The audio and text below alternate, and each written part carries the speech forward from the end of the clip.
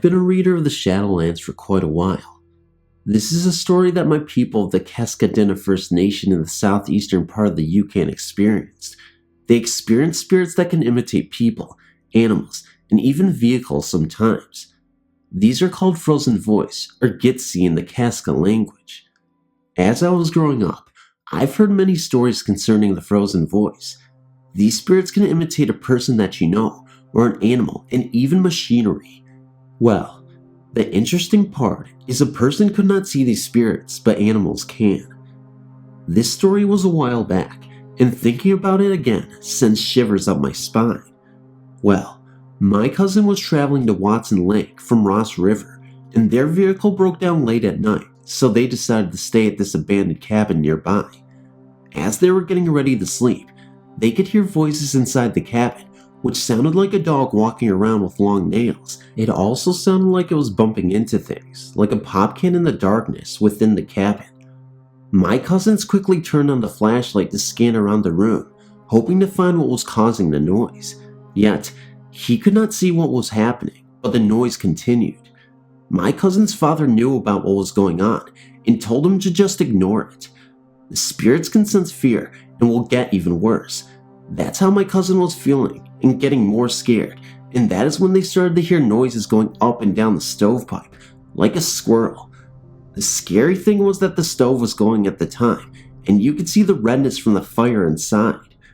My cousin's father knew that his son was getting freaked out by this, and tried his best to calm him down, but it wasn't doing him any good. Later in the night, the Frozen Voice was in full force as it was feeding off of my cousin's fear. Then all of a sudden, it stops for about 20 minutes or so. Then without any warning, my cousin and his father heard something that they weren't ready for. A loud cry of a newborn baby underneath their cot. That is when they had enough and left the cabin without looking back. My grandfather said a long time ago, they used to kill people and said that they could see a person get torn to pieces in front of them. But this was a long time ago when Sagigi, a good person, was a person with good medicine that made them stop. To this day, there are many places that these spirits reside. I was told to never speak of this spirit, because if a person talks about it, it will come and bother you as well, and not to make loud noises in the wilderness as well. If you are interested in this story, I have many other stories that I would be gladly to tell.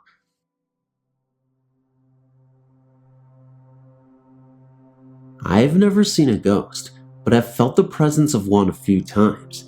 It is at my stepbrother's house. I went there because my dad was taking my stepmom out. When I got there, we were messing around for a bit. Then we sat down to watch TV when we heard banging in the bedroom above like a ball bouncing. We experimented with a ball and found the sound was just like that. I was scared and the room was freezing cold, not because of the ghost, because she forgot gas and couldn't get it anywhere. The next time I went, it was worse. It sounded like someone had opened the door, ran upstairs, and slammed the door shut again. We both went into the kitchen, and the kitchen door was not open and was no longer locked. I went again, and this time, the telly kept turning on and off, and the volume kept going up and down and off all together. Then we heard shuffling in the kitchen, like someone was messing about in the cupboards, but again, no one was there. That night, I slept over the night, but was so scared we slept in the same bed. Then, in the middle of the night, her dog was waking up staring at a spot in the room. Then the banging started again. I have to truly say that this was a truly horrifying experience, and I would never want to experience it again. Even though it seems innocent, it was truly terrifying to me.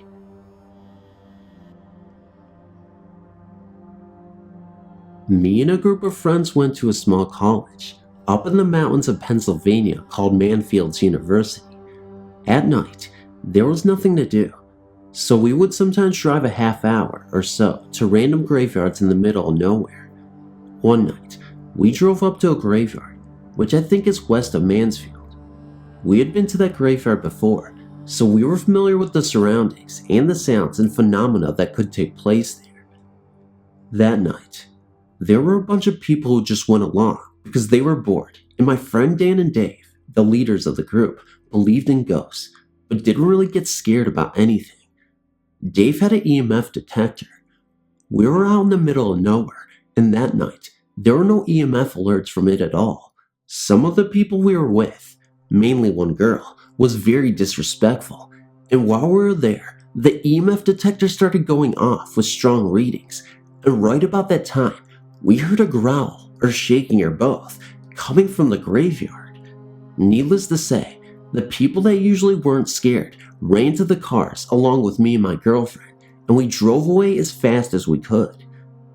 It turned out later that we found out that the disrespectful girl couldn't hold her bladder and went to the bathroom in the graveyard. I think the spirits didn't like that, and that's why it happened. It was the freakiest night of our lives. We went back to that cemetery again, and nothing happened because unlike that girl, we're always respectful of the spirits. I just wanted to relate this story to you and see if you've encountered anything similar. Thanks for listening.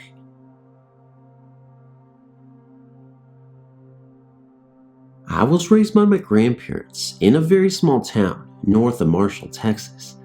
At the time of my grandmother's death, I was engaged to a man that I'd been dating for a few years. Obviously, she had known him. In October 1999, 2.5 years after her death, my fiancé and I split up, and I started dating another man. He moved in with me in the house I grew up in with my grandparents. About a month into the relationship, he was sitting in our living room watching television. He saw me walk by the doorway into the kitchen and asked me to get him a drink. When I did not respond, he asked again.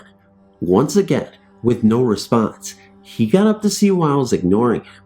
To his surprise, the kitchen was completely empty. He figured I left the room without him noticing. He came to the bedroom where I was folding laundry and asked why I didn't answer him when he was talking to me earlier. I told him that I'd been in the bedroom the entire time and had no clue as to what he was referring to. He asked if I had changed clothes as well. When I said no, he became a little edgy. He told me he saw me walk by him to the kitchen.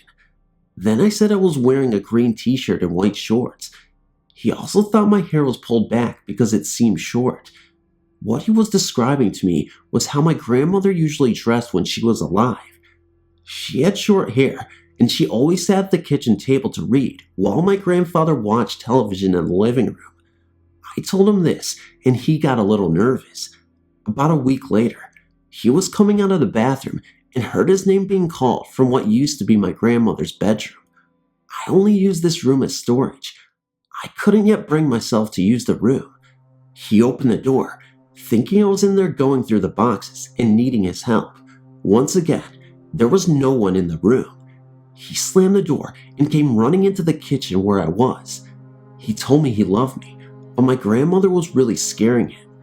There were instances of us misplacing the car keys and the like. I thought long and hard about the things that were happening and came to a conclusion. I figured that since my grandmother never got to meet my new boyfriend, this was her way of testing him to see if he was going to be a good match for me. I had experience with a friendly ghost for about 12 years. I grew up in a small city in Michigan. My parents bought their first house in the mid-1970s. It was a bungalow built in the 1950s. Sometime around 1979, may have been earlier than that, the ghost first appeared to my mom during the night in my parents' bedroom. The ghost was a man in his 30s. My mom was the only one who have ever seen the ghost. My dad and I did not believe her at first, although I would hear what sounded like someone walking around upstairs and going up and down the steps, but I never thought much of it. My mom would not tell anyone about the ghost because she thought people would think she was weird. The ghost would put different items in different places, or she would not be able to find an item for a long time, and then suddenly, it would pop up where it was supposed to be. The ghost would go to work with my mom. She owned a hair salon, and when she was there alone, the hangers on the coat rack in front of the salon would move, like someone was playing with them. When I got to be a teenager in the 80s, I began to realize the ghost was real. I would hear him walking around upstairs and going up and down the steps. I always felt the ghost was around. It was like I could feel his presence. I was never afraid of him. My mom was making cookies in the kitchen early one morning, and he appeared in the dining room, and she would ask him to go away, and he would leave. He came with us on vacation one year when we went to Niagara Falls. He would turn on the motel room lights in the middle of the night while we were sleeping and turn on the radio in the room.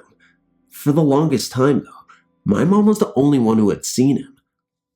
Finally, around 1991, when I was 21 years old, the ghost woke me up one morning. It was about 7:30 a.m., and I woke up to something touching my face. I opened my eyes, and the ghost was at the side of my bed, and he had touched my face. My bedroom was now in my parents' old room, where my mom had seen the first ghost. I was really excited that I finally got to see the ghost. He only stayed a few minutes, like he was just curious as to who I was. He was probably in his 30s, and he was wearing a hat and had a mustache. He was always with us the entire time we lived in that house. I moved out in 1993, and then my parents had a new home built in 1995. Since then, we have not experienced any more ghosts.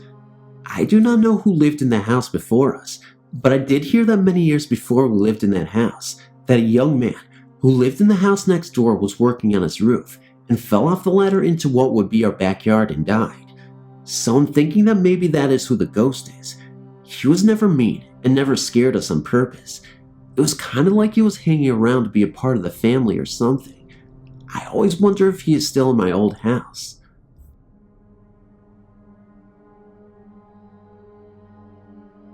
My parents bought some underdeveloped land in the country, in southern Texas in the mid-1970s, and built a 3-story house, 2 above ground, 1 below. Not far away from the land is a small cemetery. It contained a few infants and 1 older person's headstones. I guess I'm the first to experience our friendly ghost. While up late at night reading, I heard some cabinets in the kitchen right down the hall open and close, but couldn't see the kitchen light on under my door. I immediately got up and went into the kitchen and turned on the light. No one was there, and after talking to my family the next day, no one had gotten up in the middle of the night. My parents' room was above mine, so I always heard when they walked across the room and down the stairs, and my brother's room was right across the hall. I'd have run into one of them when they had been up. My family started teasing me about hearing things. My next experience was when I was home alone. I was in the living room reading. The couch was against the wall with the stairwell going up. All of a sudden, I heard steps coming down the stairs. I was so terrified. I slowly looked up, expecting to see a hand on the handrail. Getting up my nerve, I walked up to the front of the stairs, and no one was there. My father claimed for years that I was just hearing the walls creak. I'd lived in the house for a long enough time to tell the difference in wall creaking and stair walking. My family continued to tease me until the day of my brother's experience. They were alone in the house, downstairs playing pool. They heard the front door open and close, and heard someone walking into the kitchen above them. They hollered at my dad, whom they thought it was. When he didn't respond, they looked at each other and walked upstairs to the first floor. The front door was still locked, and there was no one in the house. Since that time, my mother has heard several things. My father has heard a gonging in the house, something you just don't hear out there in many instances. My parents have both felt someone kneeling on the foot of their bed while they were in bed and not asleep. When the light was turned on, no one was there. Now they don't tease me anymore. We just joke about Casper, our friendly ghost. We've never seen him or her, but we have heard plenty of noises he or she makes. Anytime I'm visiting now and am there alone, I always walk in with a greeting. Hello, Casper. I'm home. As the home was built by my parents, and we don't really know the history of the land, we've no idea who it could be.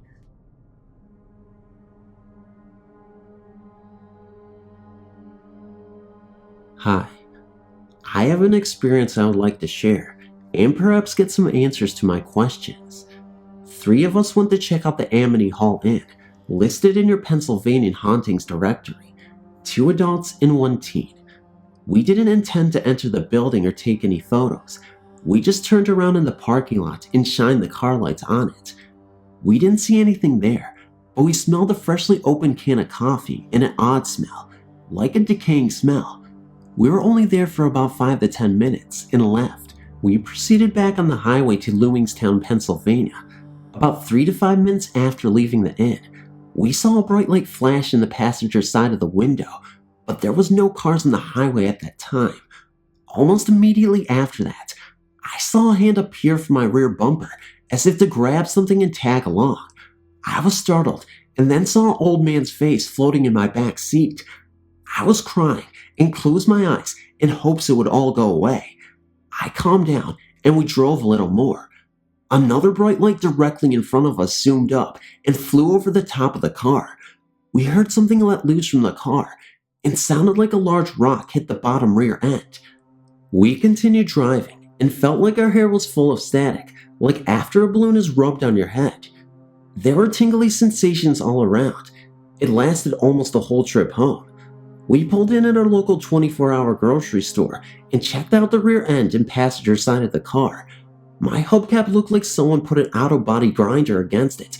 We found some scratches on the paint and a small handprint on the rear passenger window. The handprint was made from the outside, so it was not made by the teen in the car because no one of us got out of the car until we got to the supermarket. I've had many ghostly experiences, like ghosts following you house to house, but never one that tagged along on a moving car. Can anyone please tell me what may have happened and why? Thanks for reading.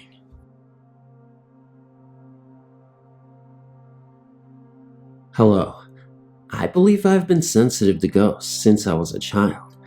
I grew up in a rather odd family. Seances, tarot card readings, tales of the afterlife, etc. I was taught to believe what I saw and felt. So here is a story that truly occurred back in 1988 in Riverside County, California. I was living in a domestic violence shelter in an old home built about 1880. One night, all of us women were watching movies downstairs, and the restroom downstairs was busy, so I went upstairs in the dark to use the other restroom. Well, there at the top of the stairs was a latching gate that was to remain locked at all times because of the small children. Well, I unlatched the gate and ran to the restroom and proceeded to park myself on the toilet with the bathroom door open onto the landing. As I was sitting there, looking into the landing and hallway, I saw the figure of an elderly woman in period clothes from the 1800s walk over and latch the gate that I had just left undone. I was intrigued and remained calm, just watching. She then turned to me and smiled, then just disappeared. So I went downstairs. I asked the counselor if I could have a moment of her time, and I relayed what I had just seen to her. She said that yes, the house was haunted by an elderly couple whom they believed to be the original builders and owners of the home. She said that yes, she hoped I would keep this to myself. She did not want the others to be frightened, but she said that many people had seen the ghosts, and they all felt they were benign and only watching out for the children. The other thing that occurred here was that my 3-year-old son began talking and playing with someone I could not see, but to him, this child was very real. My son would sit out in the backyard apparently talking to himself, entertaining himself. The counselors even remarked how well he played by himself for his age, but upon closer examination and observation and listening, I began to think he could see something. So I asked him on one day, who was he talking to? And he said, my friend. I said, where is your friend? And my son said, you can't see him? He's right there. So I proceeded to ask my son other questions, and he was adamant his friend was there. So, this leads to a question that I have. Once we moved into our own apartment, my son insisted that his friend had come with us. He had me set a place at the table for him, and he was always talking to someone. Is it possible that this little ghost followed us to our new home? This took place about 1.5 years, then he was just gone. To this day, my son, who is 20 years old now and in the army, he still tells me his friend was real, at least to him. I just wanted to share this, maybe get a little feedback. In June 2000, my husband and I moved into the Treehouse Apartments in Conroe. I was 4 months pregnant with our first child and really excited to move into a 2-bedroom place. we had the time of our lives decorating the nursery. I started noticing strange things about 3 weeks after we moved in. I was taking my afternoon nap while my husband was at work when I suddenly awoke to find a child calling for mom. The sound was coming from the nursery. I opened the door to find nothing out of the ordinary and just dismissed it as our downstairs neighbors. The thing was, it happened at 1 p.m. The children downstairs were still in school. We had a kitten at the time, and he acted as cats do. After that incident, he began to act very strange. He would hide under the furniture of whichever room he was in. I had to start feeding him under our bed. We didn't have a washer and a dryer, so we took our laundry to my in-laws' house and stayed the night. When we returned the next day, our television was on. This was strange because the television was plugged into an outlet that was controlled by a switch. We left the switch off. When turned on, the TV automatically came on to channel 3. You had to turn it to channel 4 to get the cable box to work. Also, the channel on the cable box had been changed. No one else, older than the apartment complex, had a key to our apartment, so it was really strange that this had occurred. We never saw anything like a ghost in the apartment. It was just those 2 incidents. After that, I had to put the litter box under our bed as well.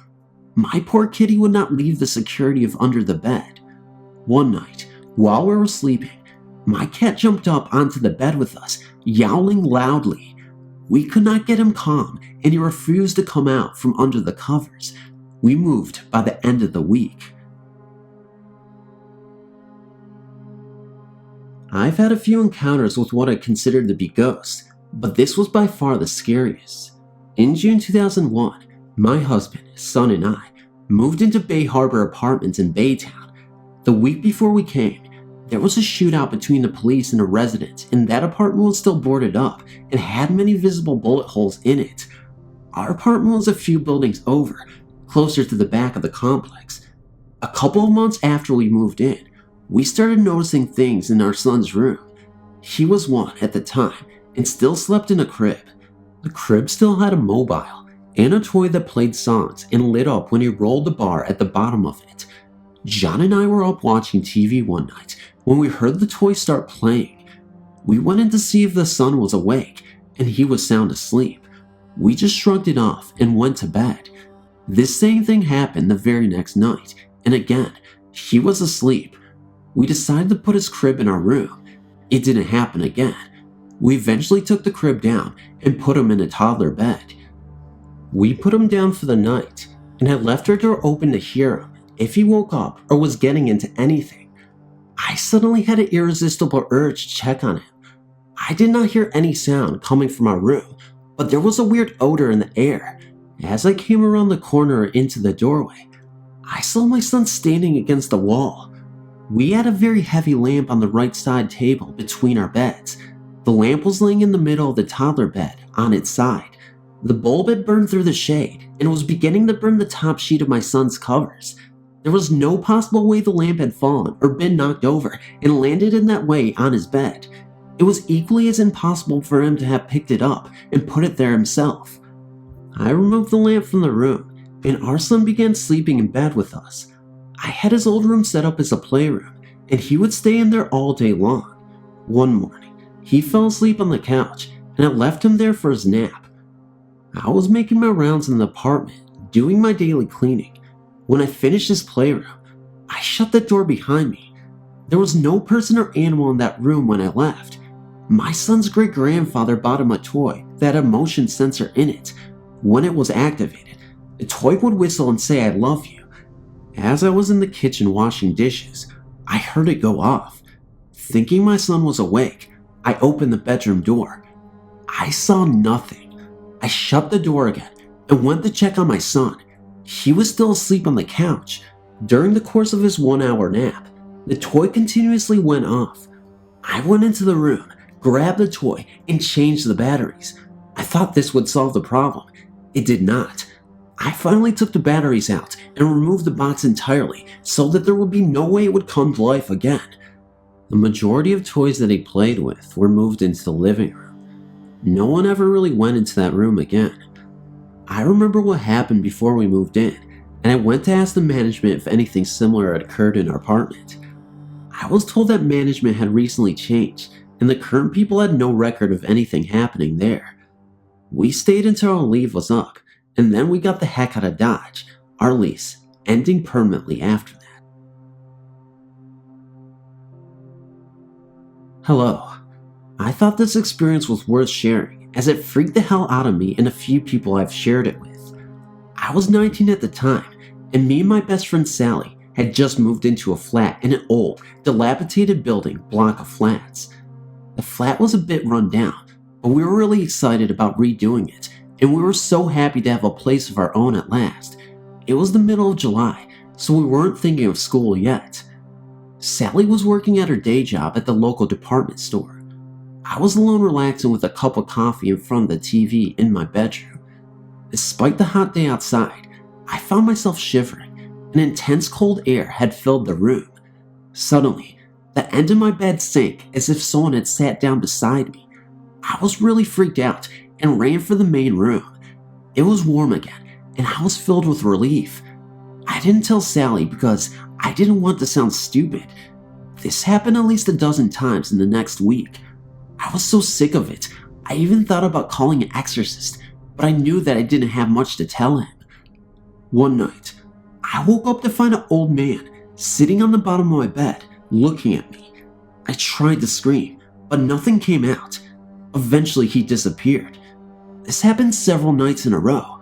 I was so freaked out, I knew that there was only one man for the job, the retired priest that lived down the road.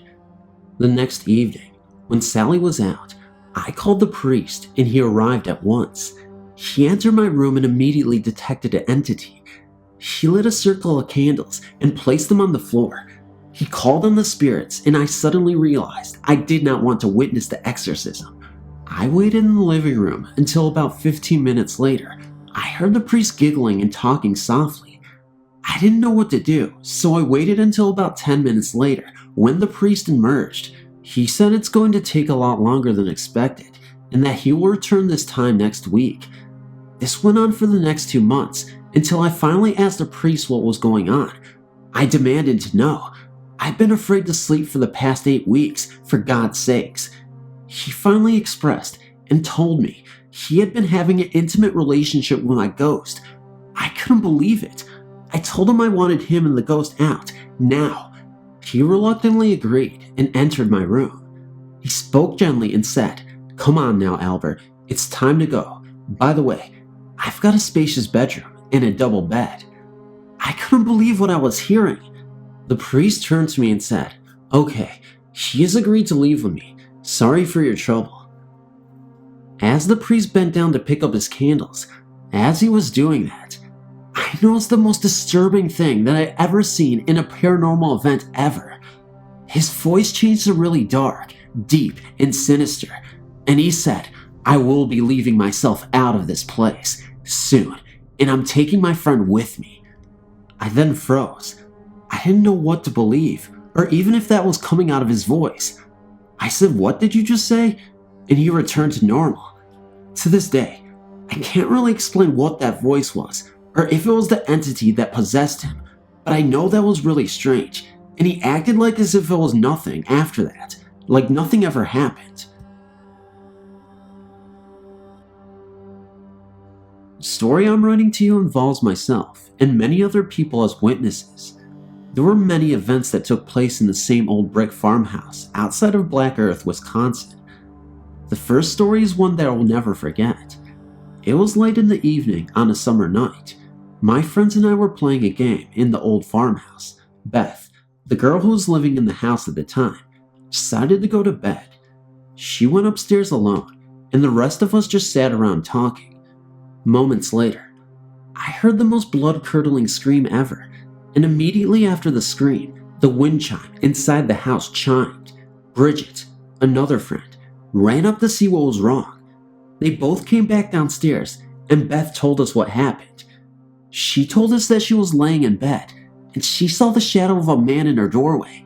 She called out John, that is her brother's name, who also lived in the house, and there was no response. She said that she thought it was her brother and turned over to go to sleep. Then, what happened next gave chills down my spine, and I felt very uncomfortable. Beth said that she felt someone crawl into bed with her and she was frozen. When she reached over, she said she could feel someone laying next to her. She tried to speak, but nothing would come out. My sister lived in the same room for a while. She said she never saw anyone in her room. She did, however, notice imprints in her mattress as if someone had been sitting there. She also saw a man with his head bent down in an old car on the property. One other night, my sister, a friend named Scott, and myself were having a few beers, and Scott asked to use the bathroom. We told him it was at the top of the stairs, so he relieved himself and came back down and told my sister that she left her curling iron on, but that he turned it off. A little later, my sister went to use the bathroom and returned and said that Scott must have not turned off the curling iron because it was on when she went in there. We didn't think much of it, but when my sister went to the bathroom again, it was turned back on. No one else was in the bathroom between her visits, and no one else was in the house.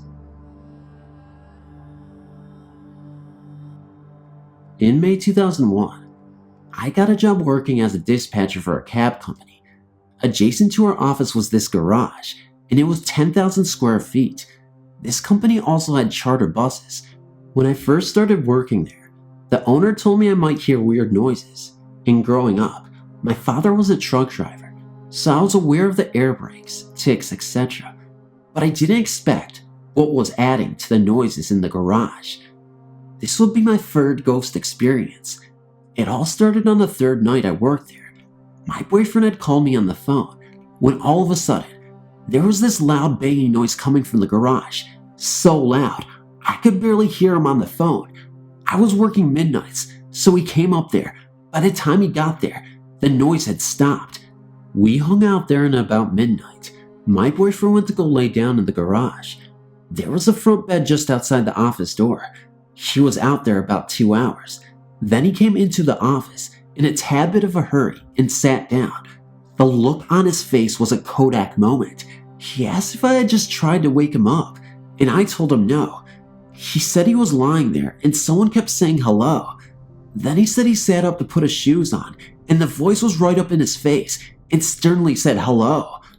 Also at that time, a driver had called me and asked if he had jumper cables.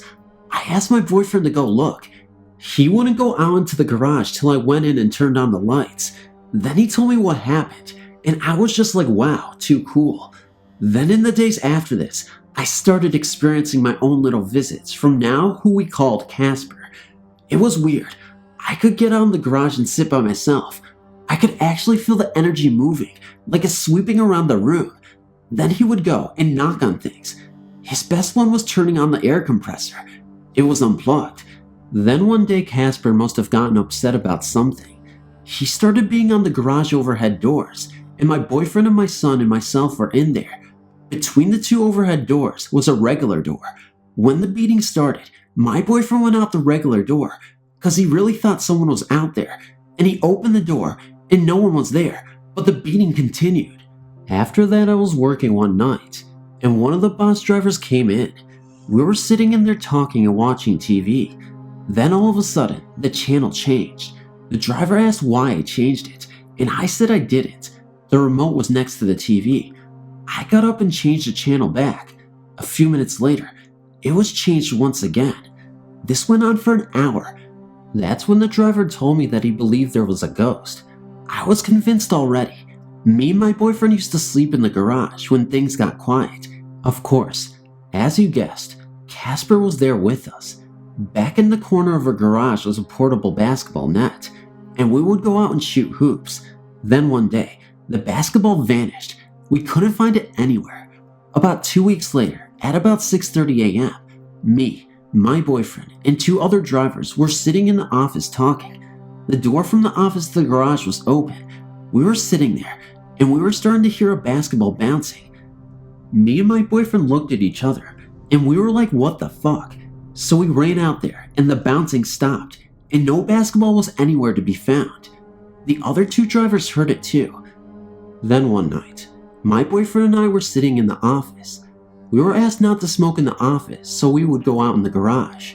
I was on the phone. I saw my boyfriend grab a cigarette and go into the garage. When I got off the phone, I went out there to join him, but when I got out there, he wasn't there. Above the office was rafters used as a storage space. I sat in the chair. I heard someone walking around up there, and I kept calling for my boyfriend, but he didn't answer me. I thought he was trying to scare me. I kept calling up to him, and then he came walking out of the bathroom. I told him to listen. There was someone in the rafters. He started to go up there. He got about 2 stairs up, and Casper ran across the ceiling of the garage. We followed the sound with our eyes. Then we looked at each other and ran back in the office. There were so many other occurrences that I could be up all night here, but that's my story and I'm sticking to it. I quit that job at the end of summer. When I was born, I had a twin sister. She died shortly after we were born. My mom and dad didn't talk about her much, but I always knew that she was my sister and that she had died. In fact, I remember talking to her all the time. I don't remember talking back, but my mother told me a story that suggests that she did. I think I was 3 or 4 at the time. Mom heard me talking to someone in the bedroom, so she came in and asked me who I was talking with, and I said Mindy, my twin. Mom wanted to know what we were talking about, so she asked what we had been talking about. I guess it was around our birthday, because I told Mom that Mindy wanted a birthday present. As long as I can remember, we had plastic toys put on our grave on our birthday, but I never knew why. When Mom told me the story, it explained quite a bit. Just over 2 years ago, my darling dad died from 2 cancers. When he finally died, my sister, mother, and I were there holding him as he left his life. The hospital window was filled with sunlight. The radio was playing a classical piece, and my father died the way he should, with family holding him close and not leaving him to die in the sterile hospital environment where most die unseen and alone. Dad was a Roman Catholic, but one who had lost his faith and truly believed that after death there was nothing. My family of 3 had spent 4 days and nights in Southend Hospital, Essex, England, hearing the rasping breathing and waiting for my dad to go. When we finally returned to my mother's house, we were, naturally, talking of what had occurred. Exhausted and drained, my sister joked about how Dad may come back as an angel. We didn't believe in those. We're British after all. At that moment, a large, white feather came floating past the French windows and landed, oh so gently, upon the patio. We just looked at each other and said, oh. Since then, my non-believing father has come through to my ex-partner in a dream.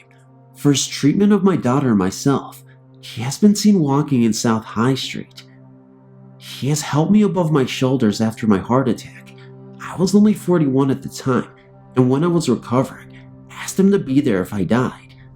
At the anniversary of his death, my daughter saw a white feather and felt the presence of her granddad. This was only after she realized the significance of the date.